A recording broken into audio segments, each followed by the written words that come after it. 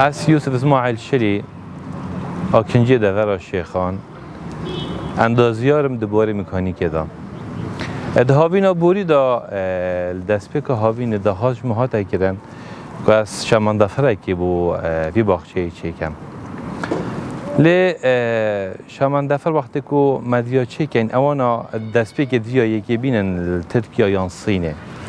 که اوجی تکلیفای زور بو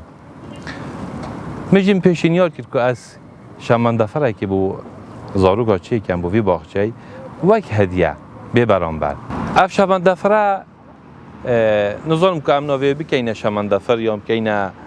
ترمبیل که زاروگا چون گوتنه تک کابینه یک کابینه ام نشیم که اینه دو کابینیان سه کابینش بر لاوازی یا جادا باخچه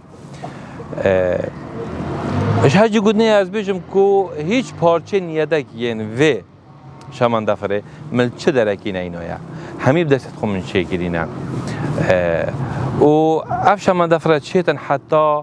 6 ساعت و ما 6 ساعت به هیچ آریشه بهت و بچید و خدمت زاروکا بکن اوه شمان دفره زاروکا دماوه هاوینا در بازبوی ده همیه شوله خوی گیری بیکو حتی فیوزک جی لبسوجید یعنی هیچ عطالت دا نبینه ابدا اوه چنده سرنجا عالمه یا خلقی گلک بخو بکشم اف شمان دفره ما چیکر سیستمی که الکتریکیش بروی چنده دا کو یا بدنگی دا زاروک به آزار نبن دا جنگه به پیس نبیتن یا بدنگه و یا بی مصرفه یا بی هیچ آریشه کرد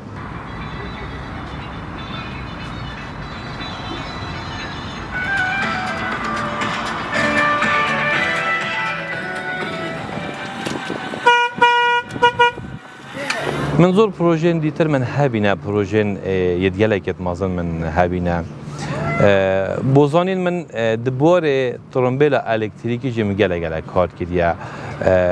پیش بری کاوی پروژه دا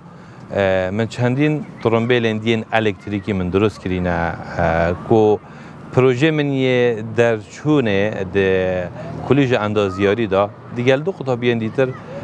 ترمبیل که الکتریکی بو کو یکمین ترمبیل الکتریکی بو سرانسر عراق دهاتی درست کردن لی